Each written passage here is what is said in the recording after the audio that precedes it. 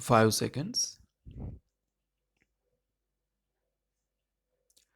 Mr. Speaker, sir, I have great pleasure in congratulating the Honorable the Finance Minister on the very sound and able manner in which he has presented the budget for the year.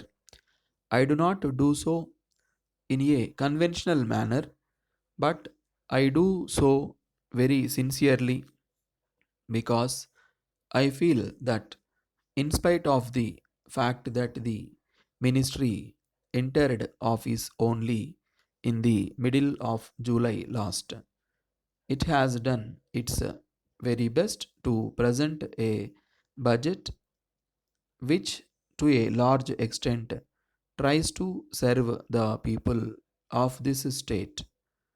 I may assure the finance minister that we on the side of the house are always prepared and ready to give our entire support to the government in all proposals and schemes that they may undertake for the improvement of the condition of the masses of this state.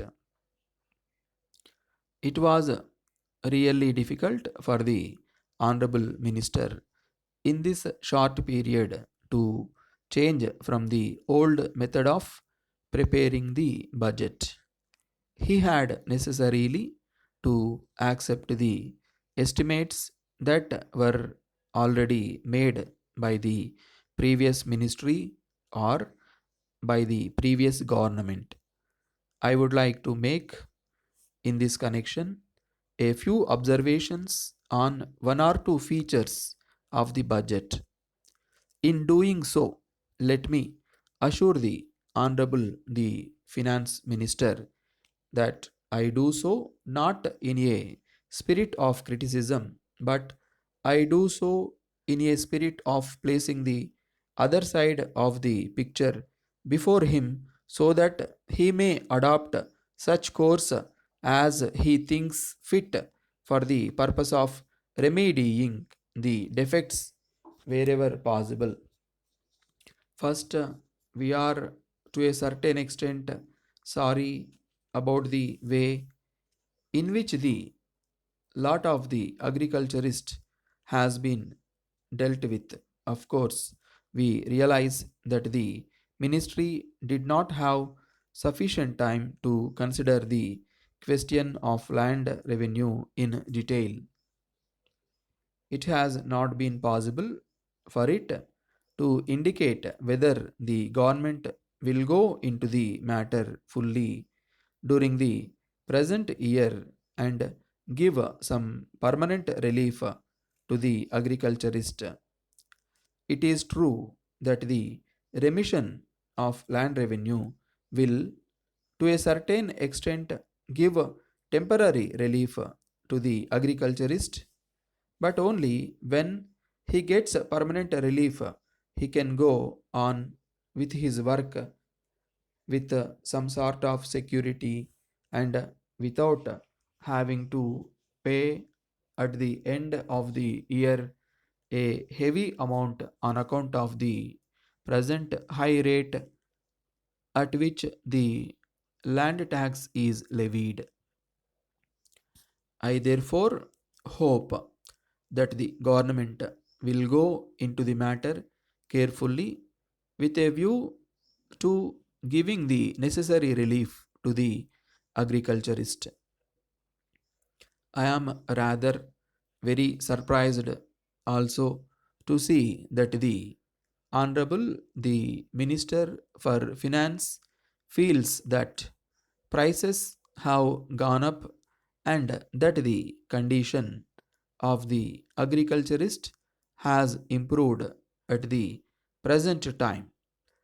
I do not know whether the Honorable Minister will make further enquiries into the matter and satisfy himself whether such reports are correct.